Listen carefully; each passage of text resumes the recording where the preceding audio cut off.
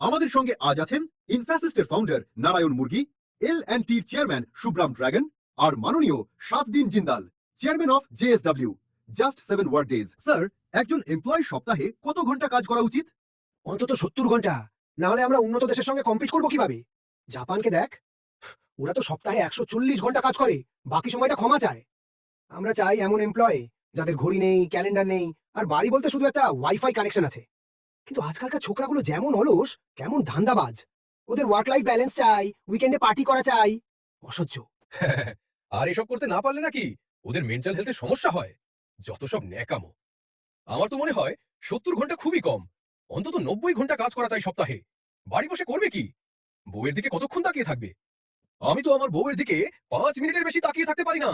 আরে কি আর হবে, বউ চিনতে পারবে না, বাচ্চারা কাকু বলে ডাকবে, তার চেয়ে অফিসেই থাকো। কিন্তু স্যার, মেন্টাল হেলথটা তো একটা জেনুইন ইস্যু নয় কি? ওটা অ্যাসেট না, লায়াবিলিটি। Completely agri. এরা নাকি সপ্তাহে 5 দিনের বেশি কাজ করতে পারে না। আরে আমি তো সপ্তাহে 7 দিন কাজ করে আসছি। আমার বাবা সপ্তাহে 8 দিন কাজ করতো। স্যার, আপনারা ভারতের ইন্ডাস্ট্রির দিকপাল। লক্ষ লক্ষ মানুষের অন্য সংস্থান আপনাদের হাতে। আপনাদের হাত ধরেই নতুন ভারত গড়ে উঠছে গত 3-4 দশক ধরে। এ ব্যাপারে আমরা আপনাদের কাছে চিরকৃতজ্ঞ। কিন্তু আমার কয়েকটা প্রশ্ন আছে। জার্মানি, জাপানে একজন এন্ট্রি লেভেল এমপ্লয়ির স্যালারি কত? আর ইন্ডিয়াতে কত? আপনাদের কোম্পানিতে গত 30 বছর ধরে একই ধাঁচে কাজ চলছে। মূলত ওয়েস্টার্ন কোম্পানির লো এন্ড কাজ, বোরিং, রিপিটেটিভ। ইনোভেশন কোথায়? ইনোভেশন? কেন?